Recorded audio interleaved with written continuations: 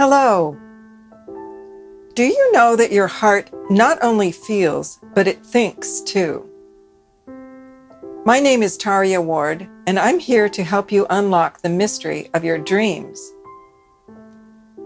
I have spent decades studying and engaging the ways of Indigenous people all over the world, and have had some exceptional Indigenous teachers. One of them taught me that his people understand that the mind exists not in the head, but in the heart. The heart is our major organ of perception. Carl Jung had a Pueblo Indian friend, Ochwie Biano, who told him that his people believed the white man to be crazy because they think with their heads. Jung replied, "Of course we do. What do you think with?" His friend indicated his heart and said, "We think here." Scientists have now discovered what they call the brain in the heart, that there are 40,000 neurons in the heart called sensory neurites, cells in the heart like those in the brain, which indicate that the heart thinks. The heart has its own logic, its own reasoning, and its own sense of time and space. Humanity in recent times has taken a turn from its origins. For most of human life on Earth, it was understood that the thinking of the head is inferior to that of the heart. The thinking of the head is meant to be in service to what the heart knows and thinks. In the last centuries, however, we have switched this, and now we are conditioned to think with the head and to suppress the thought of the heart. This is a key reason humans have become more of a destructive force on this planet, unknowingly and without intending to be. But we're not thinking right. We've reversed the laws of living, as one Indigenous elder puts it. One of the most memorable and important dreams I have had occurred as I was just beginning to understand these principles.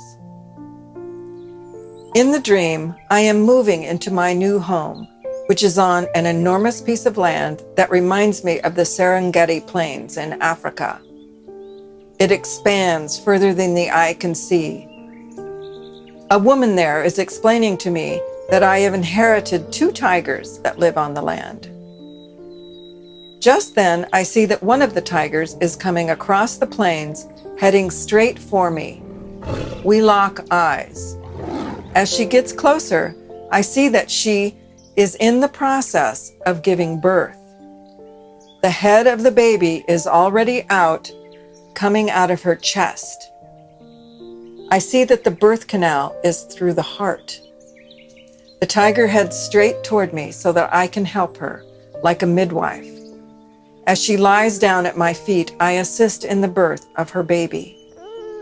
I care for the baby as the mother cleans herself. It looks like a human baby, but I know it is a tiger. I am bonding with this child. I hear the words, the birth canal of the heart.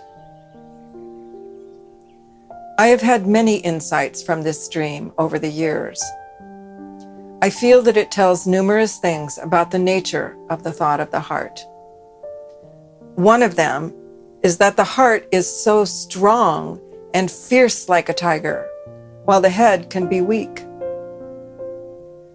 The root of the word courage comes from the French word cœur, which means heart.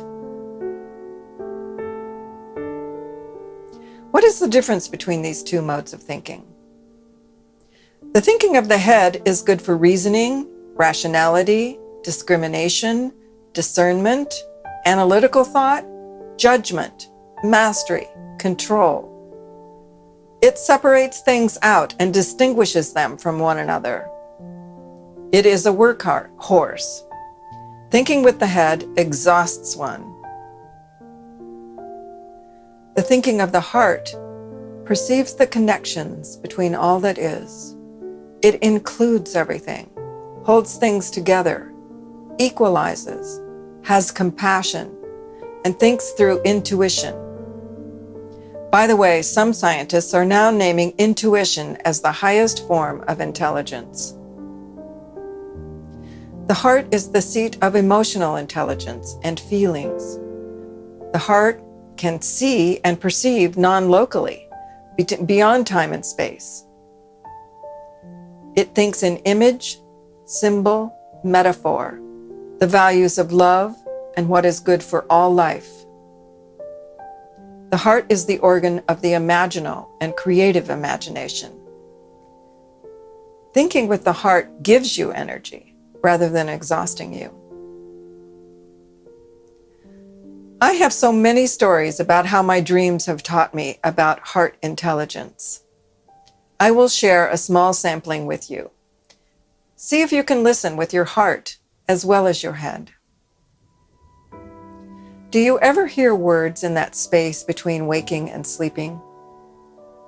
Sometimes in that space, I receive clearly articulated statements, as if I am being spoken to directly. One night, the following words formed softly. The heart thinks in images. Another time, these words drifted in. The only truth is the truth of the heart. Yet another time I heard, whatever the question is, the answer is love. As simple as these statements are, volumes can be unfolded from each of them. I have the impression that this threshold between waking and sleeping is the realm of the heart. One day, I lay down for an afternoon nap. While still awake, just as I began to drift toward sleep, I heard the words, "You have to listen to the space between heartbeats."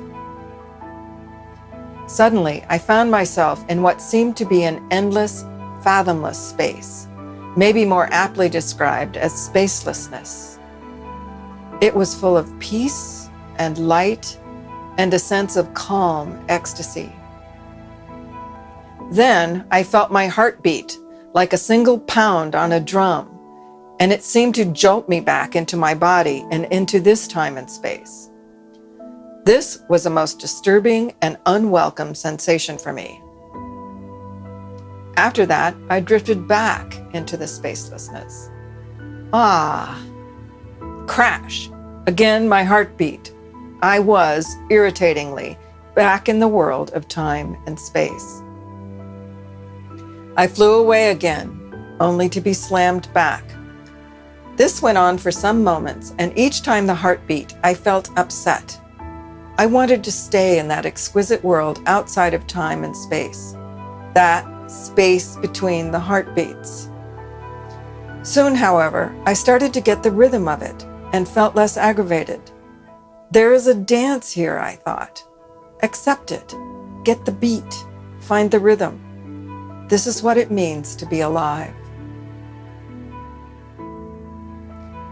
Not too long ago, I was in a deep sleep and heard two words coming back and forth. Eagle, condor, eagle, condor, eagle, condor. They repeated themselves several times. I reached over to my pad and wrote the words down.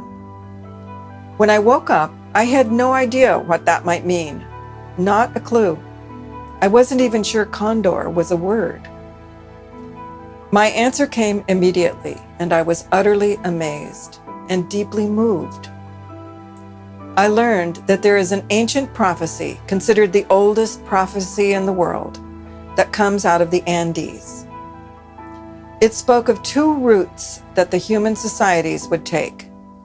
One would be the path of the eagle, a prominent North American bird, which is the path of mind, science, technology, and industry. And the other would be the path of the condor, a prominent South American bird. This would be the path of the heart, passion, intuition, spiritual connections with nature. The prophecy said that during the fourth Pachacuti, and in the language of the Andes, Pachacuti refers to a 500-year interval, the eagle people would nearly drive out and extinguish the condor people. The fourth Pachacuti started around 1500. In 1492, Christopher Columbus crossed the Atlantic. The Eagle people came into the Americas and nearly extinguished the Condor people who had been here for thousands of years. During those 500 years, we experienced the Industrial Revolution, the development of science and technology, as well as the colonization, in some cases genocide, and forced conversion of the early peoples. The prophecy about the fourth Pachacuti was indeed accurate. The prophecy said that in the fifth Pachacuti, which started around the year 2000, the eagle and the condor would have the opportunity to begin to fly together. This would create an offspring, a higher consciousness. In the fifth Pachacuti, which has recently begun, we have noticed for a few decades now that there is a revival of interest in nature-based wisdom, shamanism, the rise of the feminine voice and values, insistence on compassion and respect for all peoples, and many other heart-centered principles. The condor is coming back into consciousness. My dream clearly wanted me to know about this very ancient prophecy that speaks directly to the particular time that we are in. But how do we respond to this? We must each respond personally. When we balance these energies within ourselves, we also help to balance them in the world. If the eagle part of us, our rational mind, can learn to fly in tandem with the condor part of us, the thought of the heart, we will help to create a new era. This will be an age of higher consciousness, as the prophecy promises. The prophecy also said that if in this fifth Pachacuti we do not learn to fly together, it could be the end of civilization. My sense is that this gives us a mandate.